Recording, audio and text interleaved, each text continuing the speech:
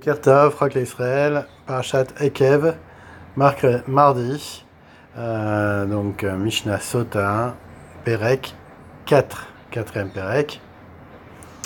Donc, Arusa, Ushimiret Yabam, Lo Shotot, Velo Notlot Ketuva.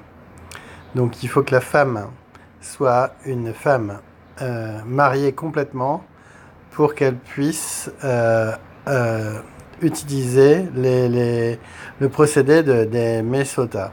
Sinon, ça marche pas. Donc, la rousse à la fiancée, celle qui, Shomeret Yabam, qui est en instance de Hiboum, son mari est mort et elle doit se marier avec son frère, mais son frère ne l'a pas encore pris Behiboum, et elle attend. Celles-là, elles ne buront pas, mais par contre, elles ne pourront pas prendre leur ketouva s'il y a un chachad. Chez Neymar, Asher, Tiste, Isha, Tachat, Isha. Donc il y a marqué dans le pasuk, Asher, Tiste, qu'elle s'est détournée de son chemin. Isha, sa femme. Alors, sous la puissance de son mari. Donc à cause du pasuk, où il y a marqué celle qui a épousé un... Alors, maintenant, Prat le Haroussa, Veshomeatia Bam. Donc il faut qu'elle soit vraiment Isha, sa femme. Almana, les Kohen Gadol. Grusha Vechalutsa, les Kohen Idiot.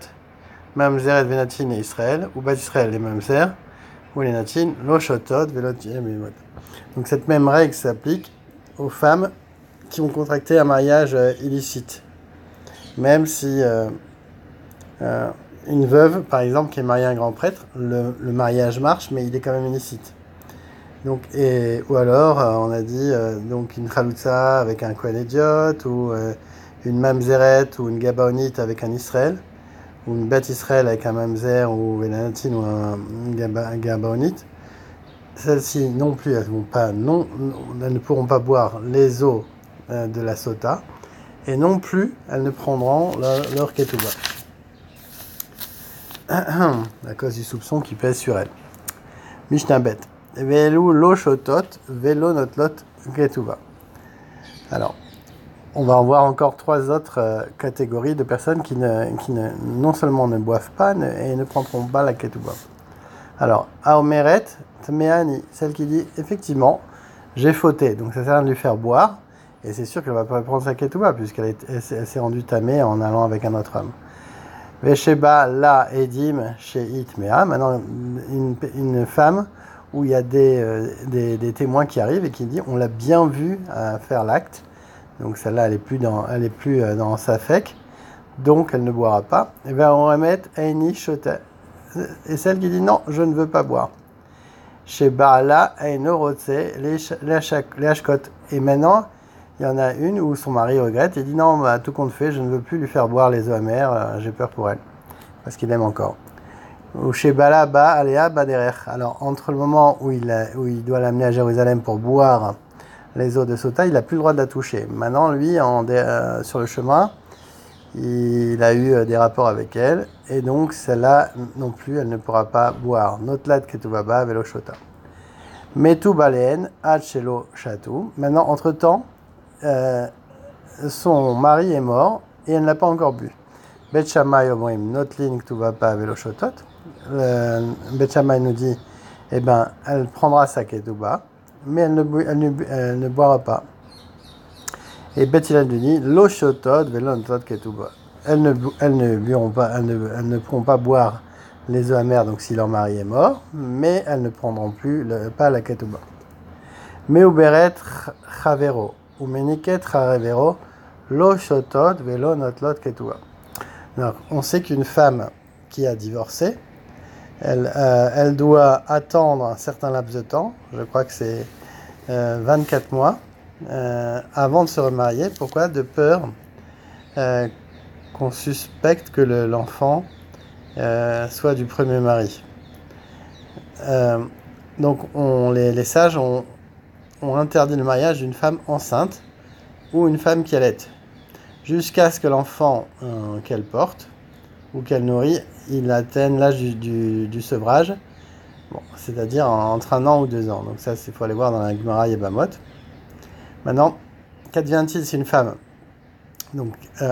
s'est mariée avant la fin de ce délai, puis ensuite, donc avec un deuxième mari, puis elle s'est isolée avec un amant présumé, malgré la mise en garde de son deuxième mari, sachant que le deuxième mariage qu'elle a fait était plus ou moins illicite.